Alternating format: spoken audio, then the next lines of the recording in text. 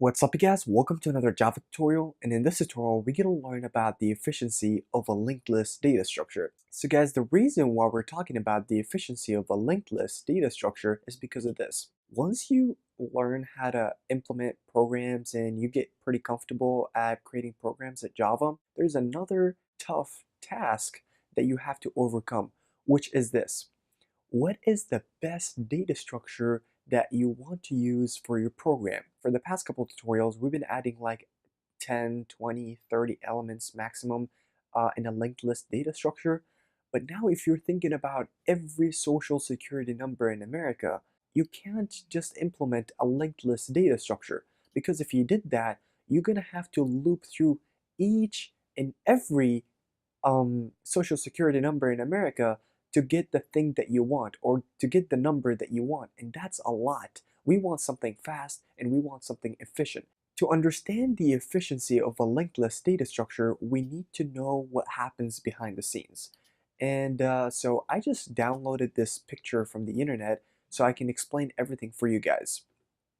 Before I start explaining to you what the heck is this and what the heck is all of this, I need to tell you two things. The first thing that I need to tell you is this. A linked list data structure is so fast at adding and removing elements. Yes, write that down. So a linked list data structure is really efficient or fast at adding and removing elements.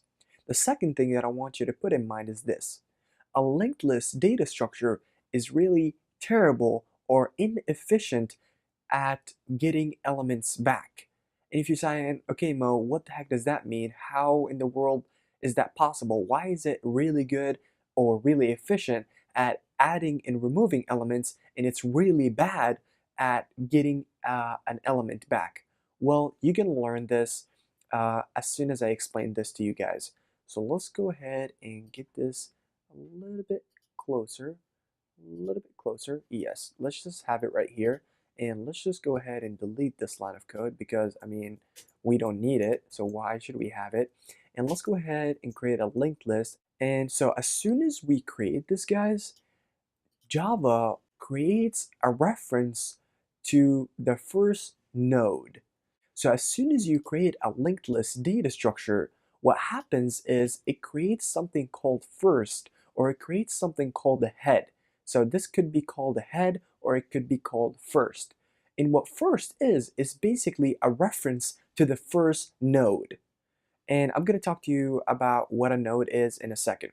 So now you learned, as soon as you create a linked list data structure, it creates a reference to the first node. And in this case, there's no elements in this linked list data structure, so this head or first reference null, or in other words, reference nothing, because in Java, null means nothing. So let's go ahead and add a bunch of elements. Let's go ahead and add one.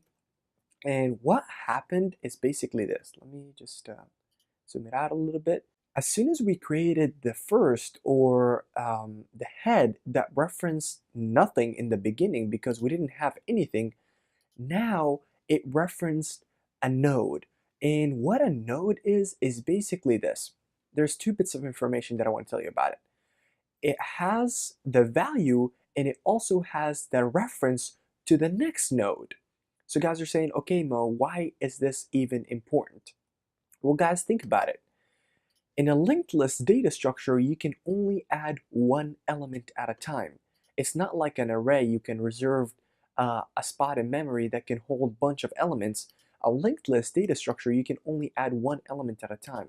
And what this allows you to do is basically create a data structure that is organized in a specific way to do a specific task very efficiently, like adding and removing elements. You guys will understand, but let me just finish explaining this. So a node has a value and a reference to the next node. And let's go ahead and add another element. So now the value here is 1, and it references this node right here. So what is the value of this node? Let's change it so you guys don't get confused. So the value of the second node is 2, and it referenced the third node. So what does the third node has? Let's go ahead and add 3. And now you have a third node, which its value is 3, and it references the fourth node, and it has the reference to the fourth node. And what is the fourth node has? Is going to be the last node, and let's go ahead and put 4.